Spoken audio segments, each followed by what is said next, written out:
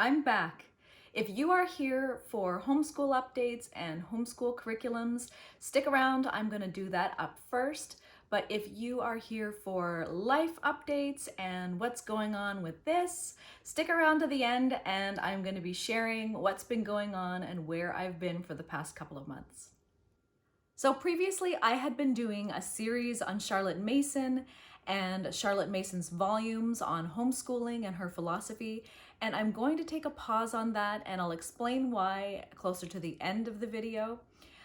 But in the meantime, I wanted to update you on our homeschool because we have made some major changes, and I know that I've said in the past that I wasn't planning on changing much. I might just tune up something, a little something here or there, add in a little extra Charlotte Mason here and there. But as the more and more I've researched Charlotte Mason and her philosophy, the more I just was so excited to do it all. And I also realized that you, or at least I believe that you really can't embrace Charlotte Mason without really fully using her philosophy throughout all your curriculum. And I couldn't wait until next year when it was time to order new curriculum. I really just wanted to jump in now as much as I could without throwing out all the curriculum that, the lot of money that you all know that we spend on books and things. I didn't want to throw it all away, but I didn't want to wait until next year. And so I did make some big changes. Now, I made changes not because what we were using wasn't necessarily working. We've been happy. I could have kept on going on with what we've been using for the most part. But it was because I just wanted to embrace Charlotte Mason and try out her methods now because they just sounded so good. And from what I've seen in other homeschools, they just work. And so those are the changes that I have made. So if you want to know what we currently had been using starting in August of 2023, you can go back and look at my videos of my curriculum picks for 2023 and 2024. I'll link that in the bottom below. I'm not going to go over everything that we're using and what we've changed. Instead, I'm just going to let you know what we've taken away and what we've added in. Now, I haven't changed much for my kindergartner. She's 5, she'll be in grade 1 next year, because it's a slow and steady pace and we're really just focusing on phonics and basic math skills. And so we're sticking with what we're doing with her. I'm not changing anything. And so if you want to see what I'm doing for my kindergarten student, you can go and look at that video that I just mentioned. So the biggest changes are for my grade 4 student and also for our family subjects. I've really pretty much changed up everything. So Olivia has been doing first language lessons and writing with ease. I love both of those, but I wanted to add in something a little bit different just to encourage her writing and even reading comprehension. She is an advanced reader and writer, and I really wanted to encourage her writing and even deepen her reading abilities. And I had been doing research, and there is another writing method called the it's hard to let's see here. Progymnasmata, and it is also called Progym for short, but it is a writing curriculum that the ancient philosophers and writers used and taught to their students. And it has been developed over time so that we now can use it. Obviously, theirs was in Latin. Classical educators are using the Progym now to teach children how to write in this incremental way. It begins with studying Aesop's and being able to take apart the writing techniques used to write in fables, to write in fables. And then it progresses forward to the end. The final level is that you are able to write rhetoric, your own arguments well, and build strong arguments in your writing. So it's this incremental approach where they look at first fables and then narratives, and they move up in this stepwise way in teaching writing. So I found a curriculum.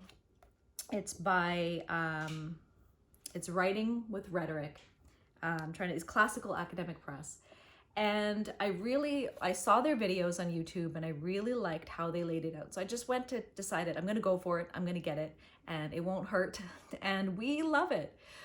So this is the first level, book 1, and it's intended for grade 3 and 4 students. So she is doing well with it, and it's beginning to teach how to take apart a fable and how to, the parts of a fable, and understanding how to, write a fable again in their own way, rewording it, how to summarize it, how to expand on it, how to define words and come up with your own definitions for words, and lots of different writing techniques, which she's doing well in and she's enjoying.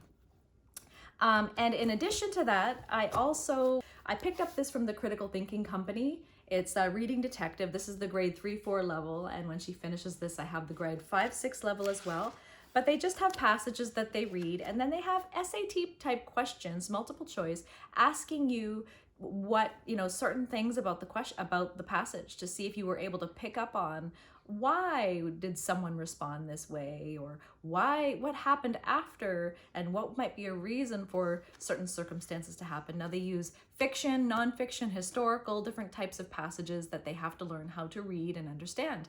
And so what we've been doing is, because obviously 4 different language arts type curriculums in a week would be a lot, I've been alternating. So I've been doing first language lessons and writing with ease 1 week, and alternating that with writing and rhetoric and reading detective on the 2nd week. And we alternate. It may take a little longer to get through all the curriculum by doing it that way, but she's having a lot of fun. She's really enjoying changing things up, doing something different from week to week. We are still doing primary mathematics, Singapore math, and Olivia has always loved math, but this year, I find her love of math has started to wane a little bit, and she's becoming frustrated with certain things and topics that the primary mathematics I find is going through a little too quickly.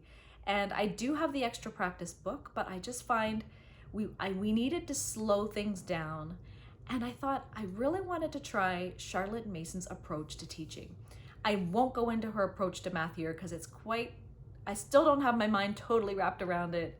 It's a little complex. I will try to do another video about it, but I wanted to try her method, which really sounded like it would be something that would work well for us. I do plan on using Charlotte Mason's method for math for my youngest when she goes into grade 1. I really believe in it, and I'm loving how it's working out for us. So we are still doing Singapore math, primary mathematics, but I am in addition using the lesson plans from, I just have the PDF, so I'll just show you this, from Beauty and Truth's Math Arithmetic. And this is the year 4 bundle. And it just goes through a verbal dialogue of where you're discussing verbally, not on paper, not math problems, and maybe with manipulatives and hands-on, where you're discussing the math ideas. So you're talking about fractions. And we actually, in the very first lesson was a lot of fun, although it ended a little bit badly, was I gave her an apple and a knife. And you can imagine, it wasn't too terrible. But she was to cut that into pieces, and we were talking about fractions. And it was a bit more hands-on than just the textbook format. And it was talking through things and thinking through it logically, as opposed to just always doing it on paper. It kind of makes a difference, where Charlotte Mason wants you to talk about the concepts first and really understanding it in your own words and putting your own ideas into it to help you understand it. Is quite interesting, and it's been working well so far, and I'm considering using her method of math. So the Beauty and Truth uses a textbook as well, which I'm still waiting for, and I don't know how long it's going to take to get here because it is out of print, but there are copies out there. I have ordered a copy from the Rainbow Resources, and I don't know, it hasn't even been shipped yet, but it's by Stainer and Upton, Arithmetic, Practical Arithmetic, I think is what it's called. I'll show that to you when it gets here. And so that has the problems to go through, but they create the lesson plans with the dialogue, the teacher-student interaction, and they're really great. I love them. So I do these along with the Singapore math, and it's been wonderful. In addition, so I had made a decision to stop Story of the World. And in many previous videos, if you've been following me for a while, you'll know that we love Story of the World. We did a whole entire co-op based on Story of the World last year. but I was starting to become convinced that it wasn't really living literature, that they weren't living books, that they were short little passages, excerpts removed from history with little kind of captions about certain events that happened. And with our piles of curriculum we just didn't have a lot of time to dig further. And I thought instead I really wanted to find something, a spine that would take us down a little deeper, and instead of maybe doing entire world history the way Story of the World does it, to be focused more on maybe one particular area. So I had picked up a book that, and I didn't bring it up here, but it was a Middle Ages book because we're in the Middle Ages. And I began it, and it just was entirely too dry for my kids. At the end of the lessons, they just said, we don't know how to narrate this. Like, I just don't know how to narrate this back. And that is a sign that a book is just not a living book, that it's not a Charlotte Mason book. If your student can't narrate it back to you, it just wasn't interesting enough, was too much just fact-based, and I put it back on the shelf. We went back to Story of the World because they loved it. And at least they are getting something exciting out of it that they're finding interesting, and they can narrate it back to me. And when I can, I am doing the extra readings and trying to pick up other books to kind of dive into things deeper. I'm just not finding that we have a whole lot of time to do that, but I will be doing something more in depth the next year when we do pick up new curriculum for 2024, 2025. So we stopped it, we started it again, and it's back on track. Now, another thing that's history related that I have added, Charlotte Mason doesn't call this history, she calls this citizenship.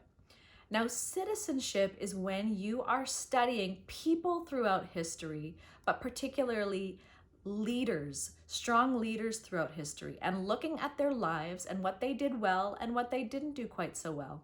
Now, she particularly wants us to study a historian named Plutarch. And Plutarch wrote about many lives throughout the ancient and Middle Ages, well, ancient times, I should say. And we read about different people like Coriolanus, different people like that. A big part of why Charlotte Mason wants us to learn that is because she wants us to know man. She wants us to know ourselves. She wants us to know how we can improve, what holds us back from improving, how we can, and all of these things. And we learn that through the great leaders of our world and through our history. And so we right now are, sorry for getting out of the camera, we are right now, I picked up this book. It's Stories from History of Rome by Mrs. Beasley. This is the book that is recommended to prepare you to read Plutarch. So she writes stories of all of the different people from Brutus, Lars Porsena, Caius Marcius, Cincinnatus, all of these people who were had important roles throughout history, the Roman history, and it's going to prepare us to read Plutarch for next year. We are loving this. So I kind of consider this part of our history curriculum, and we read this once a week, and we are now adding to our history, although it's considered citizenship. So in the 2023-2024 curriculum video, I also said we were doing Apology as Young Explorers, Chemistry and Physics. I did mention in other videos that we put a stop to that and we decided to just do nature study for science this year. But then I was just feeling like nature study is just not enough. I really wanted to add more science, and I was really interested in trying something that a friend was using through the program called the Alviary. So I have picked up a couple of other things. So they do their science in a very different kind of a way, and I will go over that in another video. But there's different parts to it. There's nature study, nature lore, general science, and something they call natural history. So I've picked up parts of that to add to our nature study. So in their science curriculum, they have a whole lesson plan, which would include a science lab and instructions for science lab. But for their general history for this semester, I'm gonna do To Fly. It's the Wright brothers.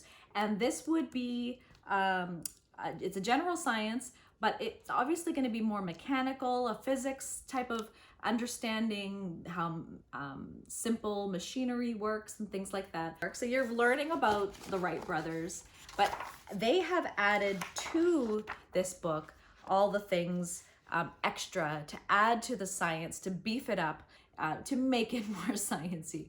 I will do some type of review for this later. But that is part of what we're doing. And then for the natural history, we are going to be studying, it's called Life on Surtsey, and it's following scientists in the field as they go to study. Surtsey is in Iceland, and it's a volcanic island, and so it's talking about their discoveries there. And so we are following along with the scientists and learning about their findings and following along on their explorations. So that's filling out our science a little bit more, which I really wanted to do. I was really kind of missing out on feeling like we're not really doing science this year, and now we are. We were doing song school Latin for Latin, and it just wasn't working for us. The songs were fun, the kids loved learning the songs, but I just felt like they weren't learning anything else. And I got this curriculum, let me just find it here. So a friend of mine gave me her Latin curriculum. She was finished with it. It's called Minimus by Cambridge University Press. And this is a lot of fun.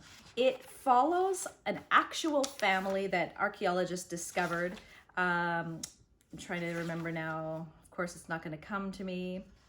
But it's an actual Roman family, and they found documents and artifacts and dug up their home. And so it is a fictitious story, but they're following what they know about that. And by following the story of this family, and you can see there's fun little cartoons and things in here, that you are learning lots of Latin grammar and vocabulary, and it's a bit more fun. And we're enjoying that, and we're doing that along with Song School Latin, where we're just learning the songs, and they enjoy that. Latin is something that we haven't never really dug in too deeply, although my kids are young, and we may progress to keep adding more and more to that as the years go by. And next year we'll probably add a bit more than what we're doing now. We were doing Rosetta Stone, and we were doing Farsi. And I just felt like we live in Canada, and French is a really important language to have here as a second language. If you know French, you're just going to find it that much easier to get jobs, because French is our second language in Canada. And so I talked to my husband and I said, I really would love for the kids to learn French. And he said, you know what, teach them French then.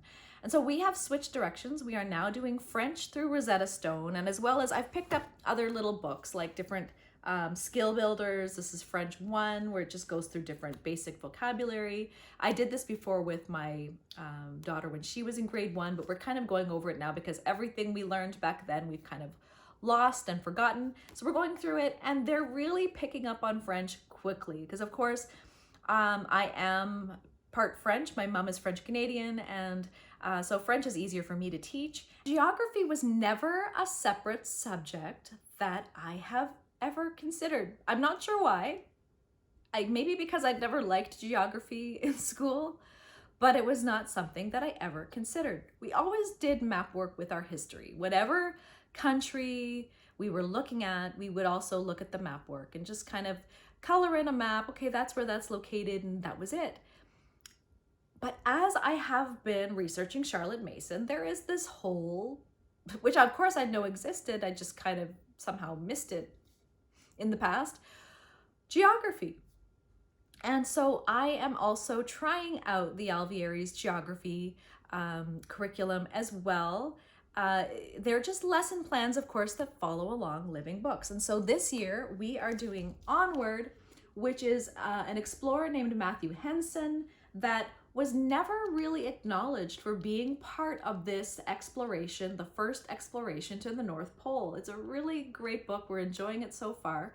And we read about his exploration, and we're going to track it along on a map. And at the same time, we're going to learn about the North Pole, as well as he started off in Nicaragua, the Panama, and learn about those climates, the people who live there, a culture, and it's really quite a really well-rounded way to study geography. We're really excited about it. The other part that we're going to be starting in our second co-ops on Friday is Bandula. This is also through the Alviary. So this is the living book, and it studies, it's going to be following the life of an elephant named Bandula in Myanmar. So it's going to be studying Myanmar, the climate, the region, everything about it. It's going to be following that. We're going to be doing map work regarding it, as well as reading through this book, passages from it throughout the whole term. So these are the two things that we're adding for geography. And you're probably saying, how are you doing all this stuff? But one awesome thing about Charlotte Mason is that the lessons are short. They're 15 minutes, 20 minutes maybe at the most per lesson. The kids are suddenly like, why is school so short today? I'm like, well, that's how it is now. And so they're getting excited because they're like, we like this Charlotte Mason person. And they are loving it. Another thing that we have added was my friend, of course. So she is my Charlotte Mason influence. I'm just grabbing my book out. She convinced us to do Shakespeare in our co-op. And I think I mentioned that we're doing Shakespeare in co-op, but we finished A Midsummer Night's Dream. We loved it. We just had so much fun. The kids, I just love the fact that the kids tracked along, understood it, and really enjoyed it. It wasn't like pulling teeth trying to make them sit down and listen to Shakespeare and narrate about it and draw about it and discuss it. We are now working on The Merchant of Venice, and we're going to be doing that for the rest of this next term. But I love doing this. This is also part of Charlotte Mason's education, and it's a wonderful addition. If you haven't tried doing Shakespeare in your homeschool, I would consider it. There is a way to do it and a way not to do it, but that may be another video as well. And I think those are all the new things. Oh, here's my dog with sleeves. And the reason why he has sleeves, if you can see him down there, I don't know if you can, is because he's been licking his paws raw. And so I sewed some sleeves for him so that he will stop doing that. So now it's time for the life updates as well, which really affects our homeschool. And that is, where have I been for the past couple of months? And I really apologize that I disappeared. I even for a little while took my videos, just put them to private because I really had to kind of think about where I was going to go next with my YouTube channel. And well, first of all, back in December, my husband surprised us with a trip to visit my parents. They live, I don't know, 1,600 kilometers away. And I just don't get to see them often. And I thought they were going to be coming to visit us for Christmas at first, but then my husband found out they weren't coming anymore, or they weren't going to come. It was just more of a thought, and he decided to fly us there. And so we went just before Christmas to visit my parents for a couple of weeks, which was amazing. And then of course Christmas, busy time for everybody. Unfortunately, it tends to be such a busy time. And then after that, I had to prepare for a surgery. Now, I am waiting for this special dressing that I'm going to be putting on here to help minimize the scar, but for the meantime, you're kind of staring at this ugly thing. I had a total thyroidectomy. If you've noticed that my voice sounds different, I feel that it is, and it actually is quite tired now by the end of this video. It's feeling quite raw, but I had a total thyroidectomy. I have been healing and just trying to get back to my normal energy level. I did have to take a couple of weeks off from school again, and I am back now. I'm back. I'm feeling much better, and hopefully this thing will heal up and maybe my voice will get back to normal. Another reason why I wanted to put a pause on my YouTube channel is that, first of all, I have decided to fully embrace Charlotte Mason. I will be making a huge change. We're really going to be saying goodbye to almost everything else that we've done before. And I have decided to choose and implement a Charlotte Mason curriculum.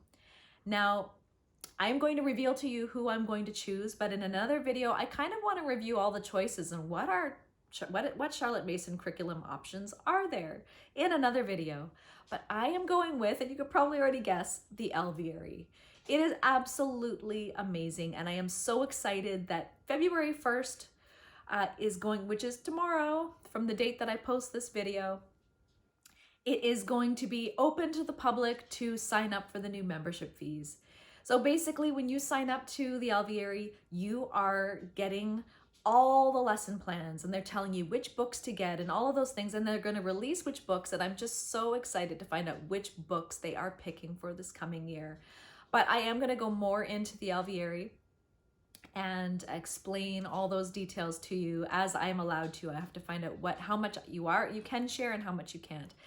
But the next thing is, another reason why I wasn't sure if I wanted to continue my video is that my friend, who has really been a huge support to me and encouragement and helping me along as I've been moving into using the Charlotte Mason method, we have decided to combine our 2 co-ops on Mondays and Fridays into one, and we are starting a Charlotte Mason cottage school, or we could call it a co-op. But essentially it's not like a co-op, because co-ops are when the other parents participate, they cooperate. They might take turns teaching, they might have a say in what we're teaching, like they're more actively involved than a school would. So as a school, we 3 of us, me, my friend, and another friend of ours, we are going to be teaching together. We're going to be dividing up different subjects and specializing in those subjects and teaching it to students from Forms 1 to Form 3, and they will be grades 1 to grade 8. So forms are what Charlotte Mason calls them, and we are going to be going up to grade 8, which, yes, is part of is Form 3. And we are going to be doing this as a business in a sense, but we're just starting up softly. We're launching sort of a soft cottage school program in September. And so I wasn't sure if I should continue my Charlotte Mason it's at my homeschool channel, which was going to be focused on Charlotte Mason, because I didn't want there to be any conflict in what I was saying as opposed to what we will be doing. We will be implementing the Alviary, and I am still learning. I really have gotten, I know just so much more. The more and more I read, I'm just really understanding her method more, but I think it really takes years. I think someone who really, she just really went so deep. She really touches on every aspect of life, not just within the homeschool. And so understanding how they all overlap and how they all relate, and how life and family life and homeschool life, how they should relate, is quite in depth. So, but I just didn't want to be giving this one particular advice and then starting this business and it conflicting in some way. And so I talked to my partner about continue my channel. She said, no, definitely continue your channel. There's no reason for you to stop posting videos. And so I probably won't be giving Charlotte Mason, advice, teaching as much as sharing what I am doing in our homeschool. I may still from time to time give a little bit of Charlotte Mason, but we will be doing Charlotte Mason potentially blog posts on our website, and encouragement and helping people understand Charlotte Mason's philosophies. And we may consider even doing a podcast in the future if we possibly have time. The other thing is doing all the research and time and work into this cottage school by continuing the YouTube channel was going to take me away from doing that. And I was like, I don't know if I can do it all. And so I kind of planned on stopping, but I've missed it so much. I've really missed being here, sharing. I've missed the YouTube community. And so I don't know that I'll necessarily be regularly posting. I will aim to do that. But if I'm not, I know that we're very forgiving. We are a great community and we just appreciate each other so much. And so I'm just so thankful for all of you. And I look forward to future videos. If you have any comments or questions, please put them down below. If you're new to my channel, please subscribe, and there will be much more content for you. And if you are interested in having a flip through or a review, more details about some of these curriculum that I showed you here today, please let me know. I'll be happy to do that. Thank you so much. I'll see you in the next one. Bye.